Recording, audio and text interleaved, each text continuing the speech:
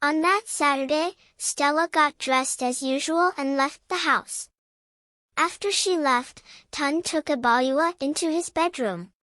Unfortunately for him, this time he didn't bother to lock the door like he used to. Stella quietly returned to the house about 30 minutes after she left. She quietly walked to Tun's room. She opened the door and got the greatest shock of her life. Stella almost collapsed out of shock at the sight of what she saw. It all began when the popular Lagos Tetra, Stella and Akianla got married in a private wedding with not more than 20 people in attendance. They had met at a dinner party where Stella was the Ketra. Akianla enjoyed the food so much and decided to go commend the Ketra. "I enjoyed your food, madam. Thank you so much and keep it up. Your husband is really lucky," Akianla said when he approached her. Stella smiled, revealing her beautiful set of white teeth. "Thank you so much for your compliments, sir, but I am not married," she said calmly. She gave Akianla her business card and asked him to call her for his events. They became friends afterwards and their friendship grew into a romantic relationship which led to marriage. Akianla, who was the head of the marketing team of Diamond Bank in Lagos, seemed to be like an answered prayer. A loving and supportive husband, and Stella felt like her dreams of having a beautiful marriage were finally coming true. Stella became pregnant immediately after their wedding and they welcomed a beautiful baby girl after 9 months. The arrival of their daughter brought even more joy, but what Stella didn't know was that the same family she trusted would threaten to shatter their happiness in unimaginable ways.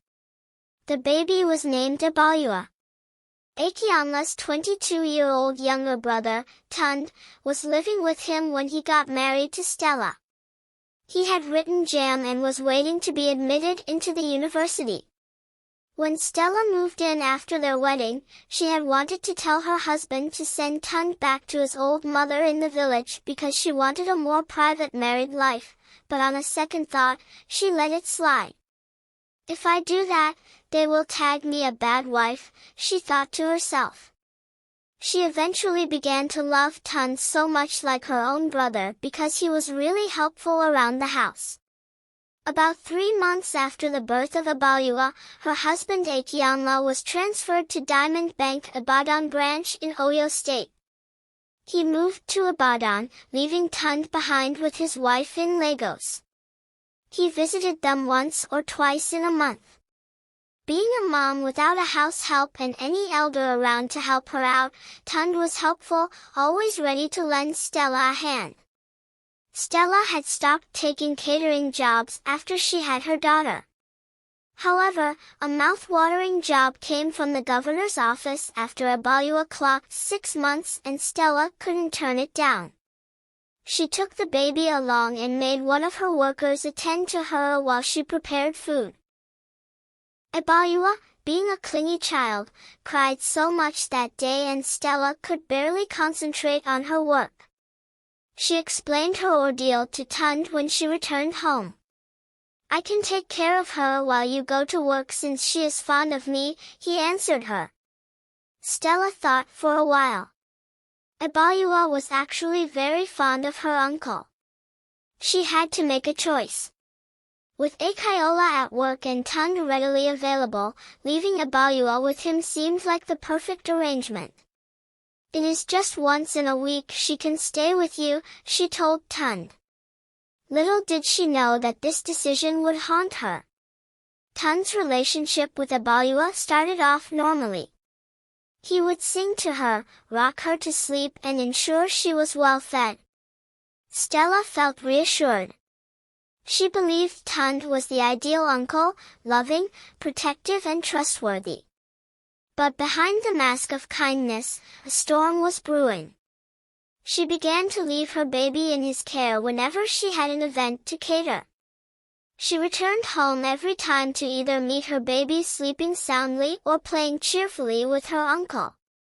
This gave her so much joy and she felt very relaxed. Tund grew overly attached to the baby, volunteering to watch over her even when Stella was around. Stella didn't think much of it. She simply saw it as an uncle-miss relationship. Tund's admission application had failed and he was preparing to retake another exam. He suddenly began to develop some urge which needed satisfaction. He looked at Abayua one day and decided to try something out with her when her mom was away.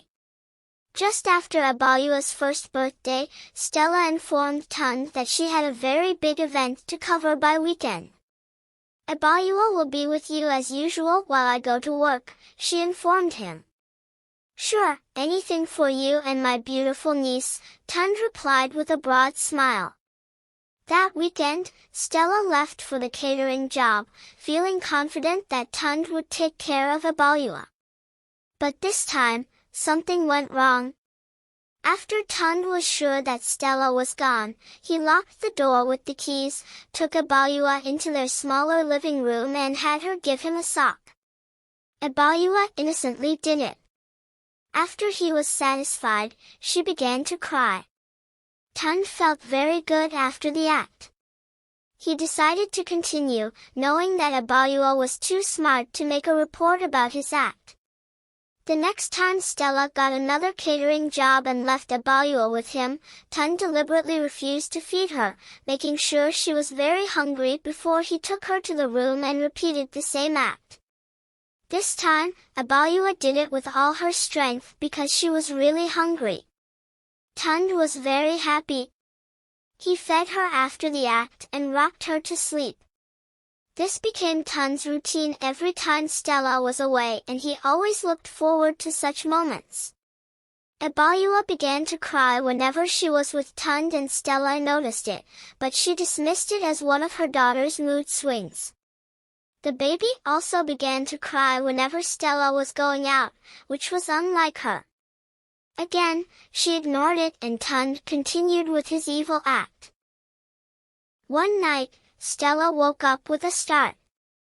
She had had a dream where she saw Abayua crying out to her, trying to tell her something which she obviously did not understand. Her heart was racing so fast and seeing Abayua in that state really broke her heart. When she woke up, she checked on her baby who was sleeping peacefully beside her. She cautioned herself for worrying unnecessarily, but the feeling of unease wouldn't go away. It was as though her instincts were warning her of something she couldn't yet see. Then, one day, Abayua became sick. It started as a mild fever at first and then it got worse after 2 days. Stella called her husband and told him about it. Akila was away in Ghana, representing his bank at a conference at that time. He asked her to take Abayua to the hospital immediately. I will come home as soon as I return to the country, he added.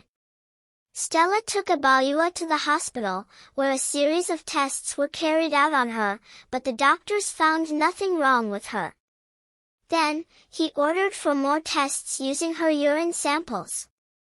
The result was sent to the doctor who stared at it in disbelief. He invited Stella into his office to discuss the test results with her. Your daughter has chlamydia, which is an STI. I am sorry, but I think someone has been touching your daughter, he said to her. Stella stared at the doctor in shock. That is not possible, doctor. Nobody is touching my daughter and she is intact down below. There is no sign of pain whatsoever from that area, Stella defended. The doctor ignored her defense and went on. We will place her on some medications and she will be fine. Thankfully, it is a treatable ailment, he informed her. After she returned to her daughter's ward, Stella stared at Abayua, who was sleeping soundly on the hospital bed. How did her daughter come in contact with the ailment, she wondered. She trusted Tund so much that she refused to believe he could be the one behind it. Besides, Abayua was okay down below. She concluded that there was a mix-up somewhere. However, she decided to make her findings just to further clear her doubts. After her daughter was discharged, she lied to Tund again that she was going out to work on the weekend. Tund was very happy once again and couldn't wait for the weekend to come. On that Saturday, Stella got dressed as usual and left the house. After she left, Tund took Agba into his bedroom. Unfortunately for him, this time he didn't bother to lock the door like he used to.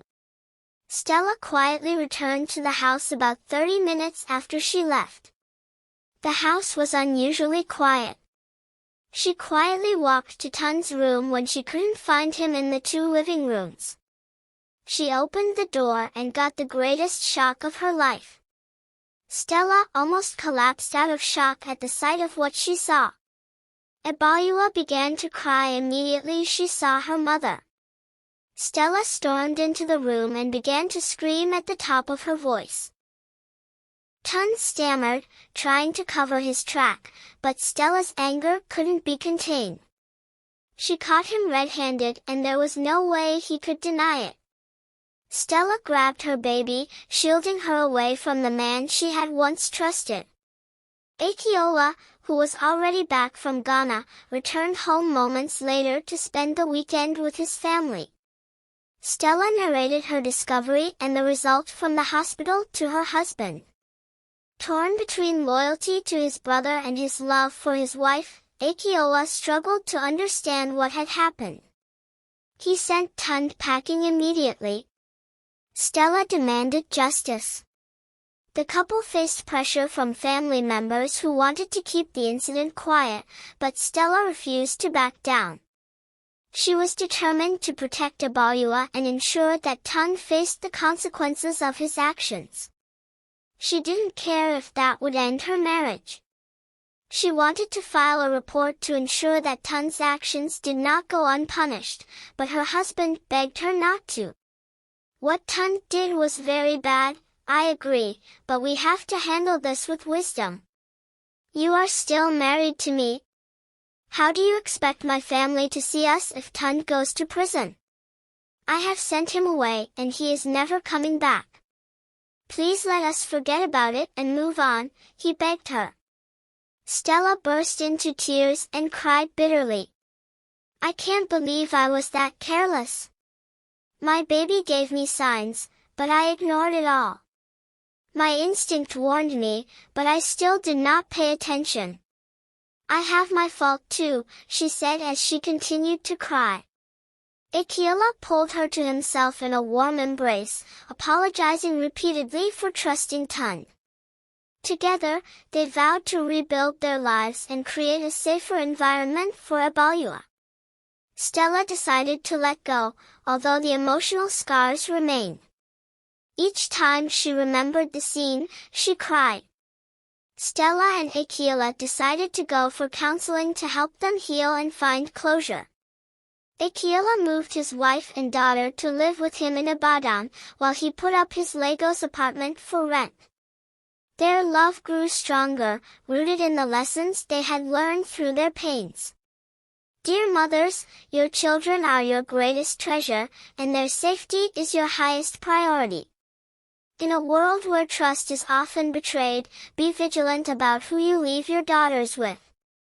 Remember, the ones you trust most can sometimes be the ones to harm them the deepest. Never assume anyone is above suspicion, and listen to your instincts.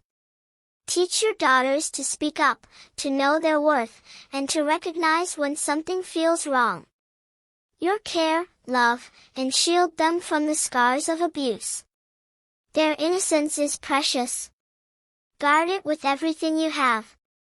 Thank you so much for watching. Please like and subscribe to my channel as I am just getting started with giving you mind-blowing stories.